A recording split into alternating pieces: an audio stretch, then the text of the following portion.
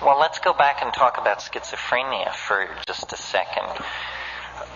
The question is, schizophrenia involves basically breaking with ordinary value systems, and how does it relate to the psychedelic state? And people who have schizophrenic relatives in their family tree, how should they relate to the psychedelic experience and so forth? I mean, I'm extrapolating, but that's the basic thing.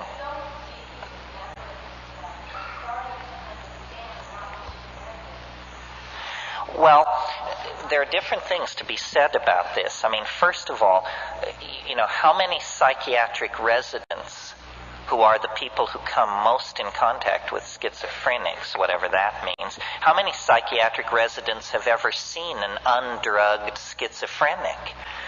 Very, very few, because the very first thing that happens is, for the convenience of physicians and the nursing staff, some outlandish drug is brought into the picture, which then deflects this healing process from ever reaching any kind of natural conclusion.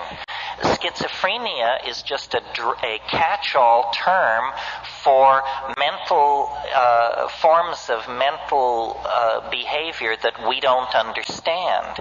In the 19th century, there was a term, melancholia, which we would now call bipolar depression, so forth and so on. But all forms of sadness, unhappiness, maladaptation, so forth and so on, were poured into this label, melancholia. Now, schizophrenia is a similar thing.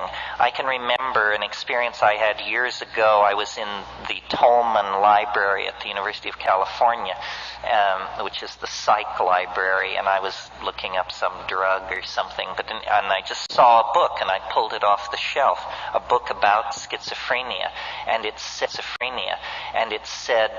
the typical schizophrenic lives in a world of twilight imagining, marginal to his society, incapable of holding a regular job. These people live on the fringes, content to drift in their own self-created value system. I said, that's it.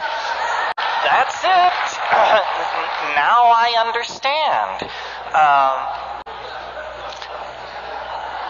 We have no tradition of shamanism. We have no tradition of journeying into these mental worlds. We are terrified of madness. We fear it because the Western mind is a house of cards, and the people who built that house of cards know that, and they are terrified of madness. Tim Leary once said, or I gave him credit for saying, he later told me he never said it, but whoever said it, this was a brilliant statement. Someone once said, LSD is a psychedelic substance which occasionally causes psychotic behavior in people who have not taken it. Right?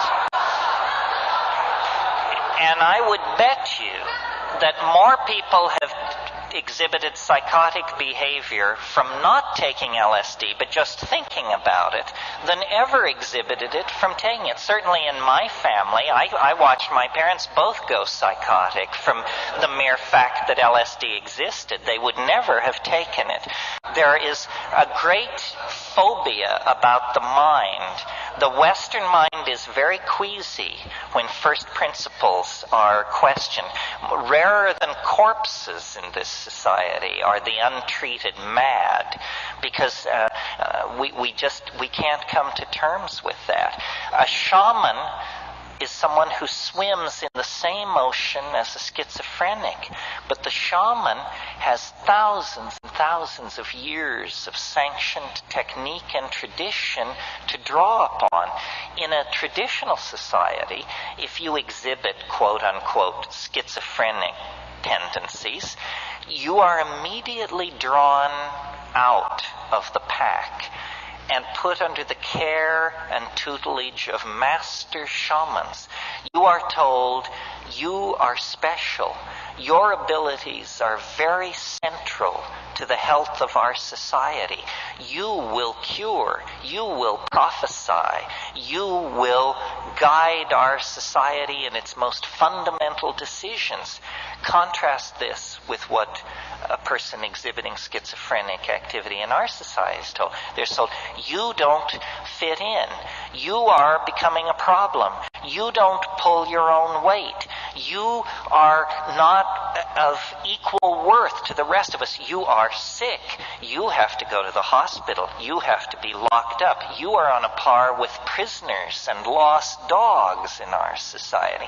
So that treatment of schizophrenia makes it incurable. Imagine if you were slightly odd and the solution were to take you and lock you into a place where everyone was seriously mad. That would drive anyone mad. If you've ever been in a madhouse, you know that it's an environment calculated to make you crazy and to keep you crazy. This would never happen in an Aboriginal or traditional society. I wrote a book. This has to be the wrap-up because we're over time. But I wrote a book called The Archaic Revival. I signed it tonight for some of you. The idea there is that we have gone sick by following a path of untrammeled rationalism, male dominance, attention to the visible surface of things, practicality, bottom lineism. We have gone very, very sick. And the body politic, like any body, when it feels itself to be sick, it begins to produce antibodies or strategies for overcoming the condition of dis-ease. And the 20th century is an enormous effort at self-healing. Phenomena as diverse as surrealism, body piercing, psychedelic drug use, sexual permissiveness, jazz, experimental dance, rave culture, tattooing. The list is endless. What do all these things have in common? They represent various styles of rejection of linear values.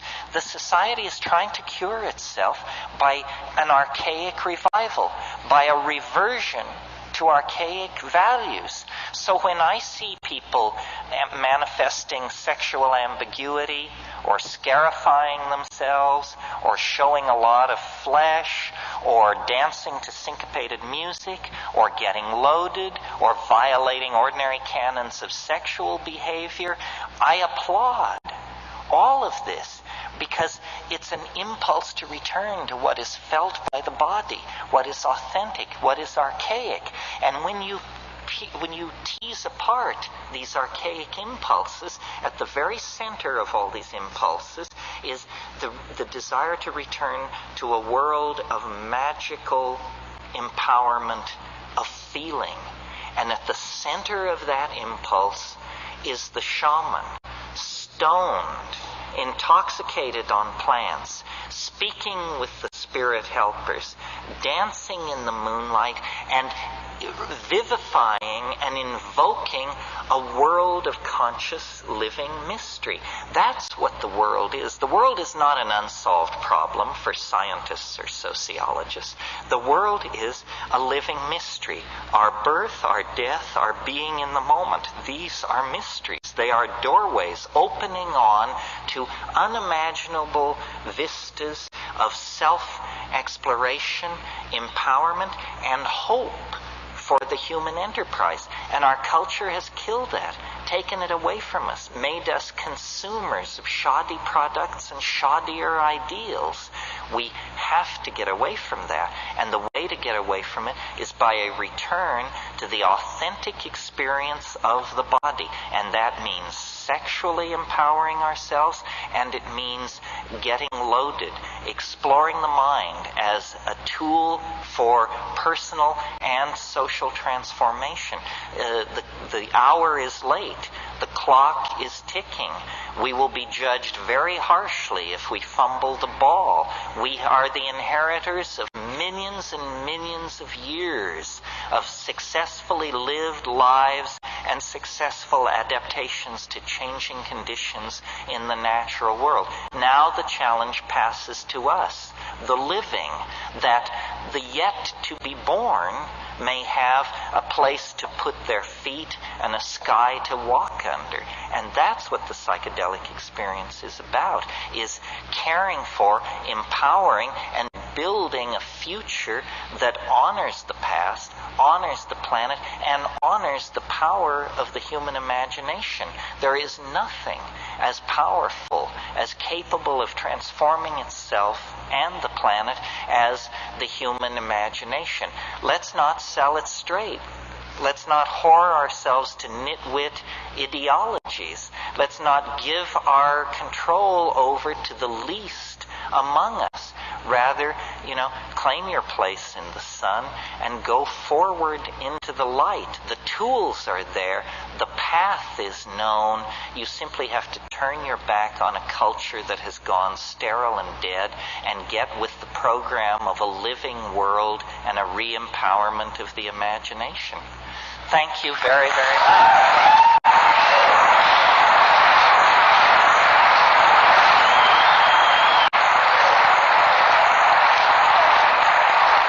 Thank you. Thank you.